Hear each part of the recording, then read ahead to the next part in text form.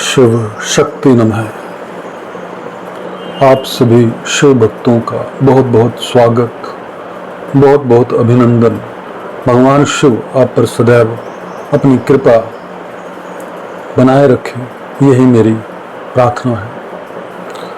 आइए शुरू करते हैं शिव पुराण की उमा संहिता की इस कथा को और जानने का प्रयास करते हैं कि ऋषि मुनि इस कथा के माध्यम से हमें क्या संदेश देना चाहते हैं।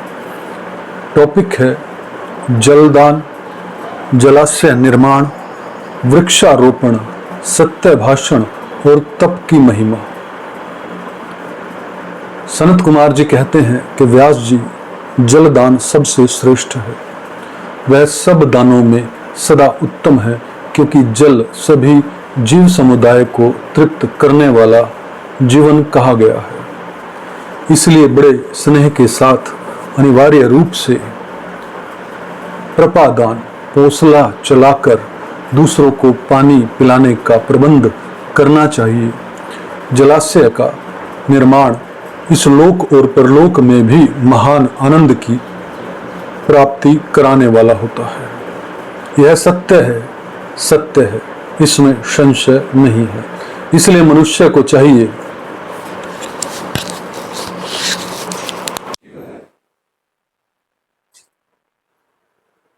कुआं, बावड़ी और तालाब बनवाए।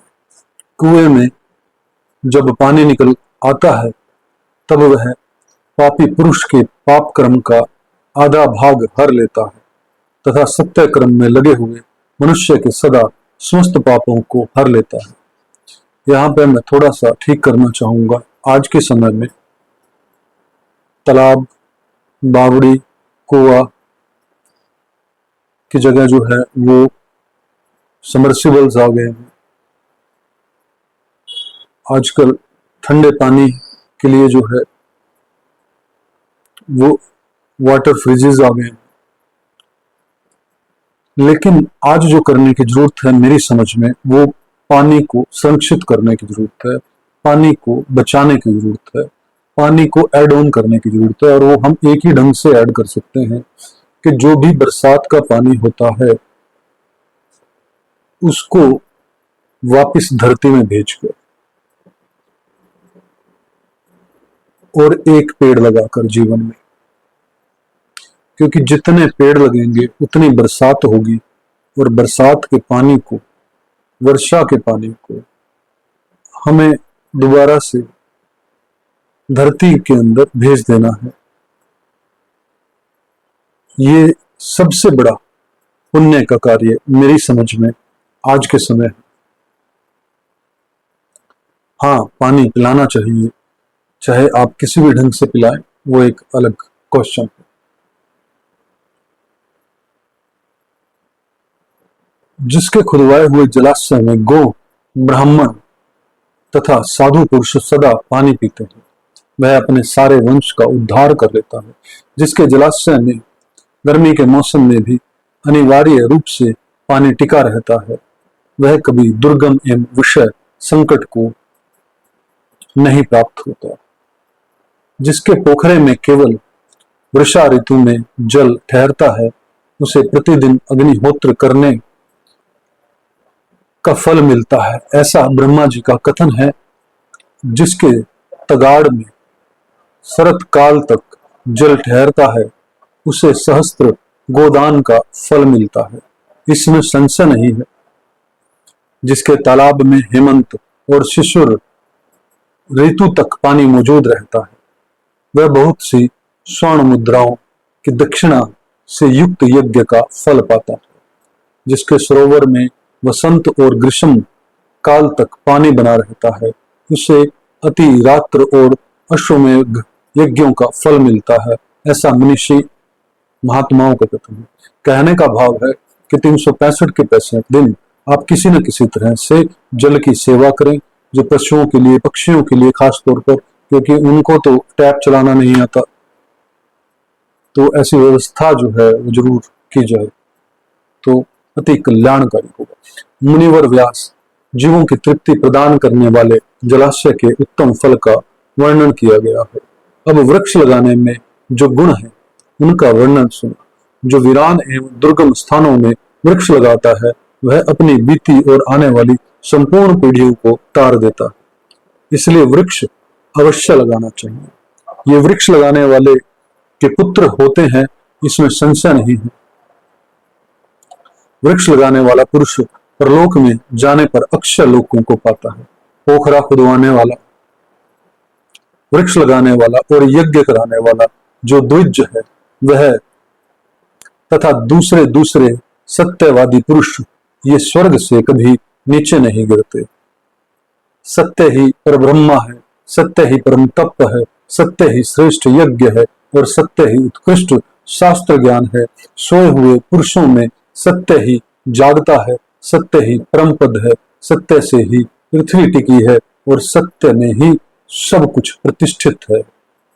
तप, ज्ञान, पुण्य, देवता, ऋषि और पितरों का पूजन, जल और विद्या ये सब सत्य पर ही अवलंबित है।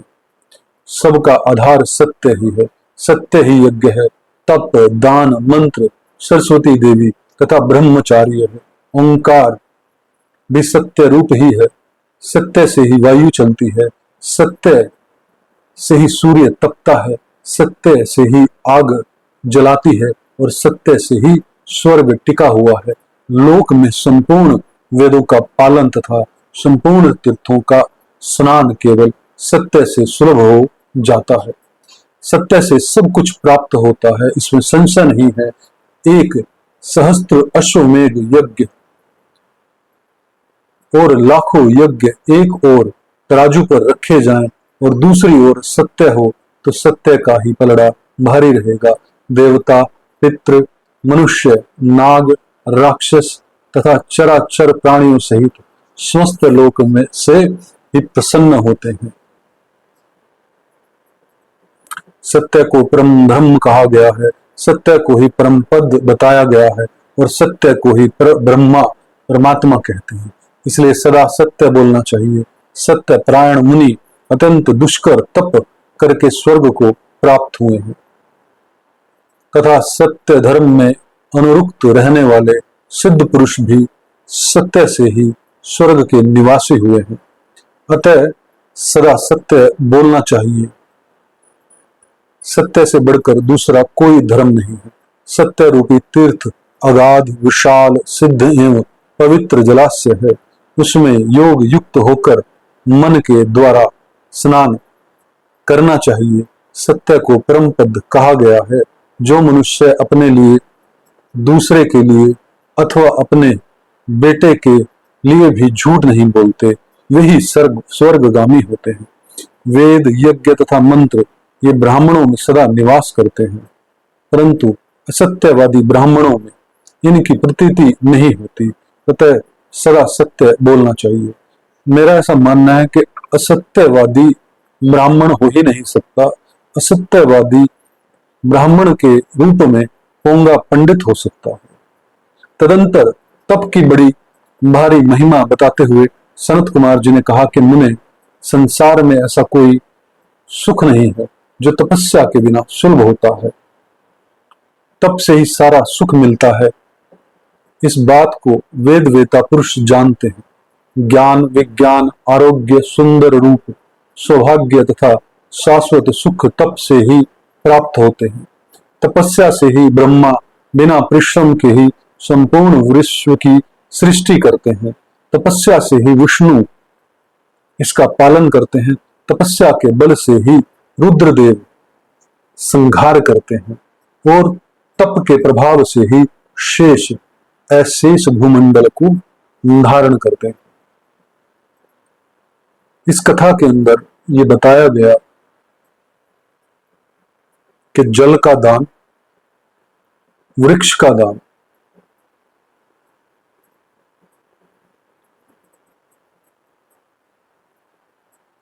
और सत्य का दान और तप का दान जो है वो कितने इंपॉर्टेंट है। जीवन के अंदर जितना हो सके सत्य बोलने की कोशिश करें। संकल्प लें अपने जीवन में। मैं भी संकल्प लेता हूं। कि जितना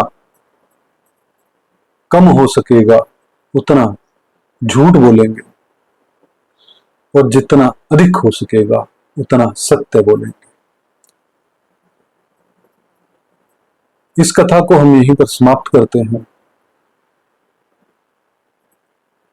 परमात्मा शिव आपके जीवन में आनंद, प्रेम, सुख, समृद्धि सदैव स्थायी रखे, ऐसी मेरी भगवान शिव शक्ति से प्रार्थना है, परम शिव शक्ति से प्रार्थना है। इस वीडियो को सुनने के लिए आपका बहुत बहुत आभार।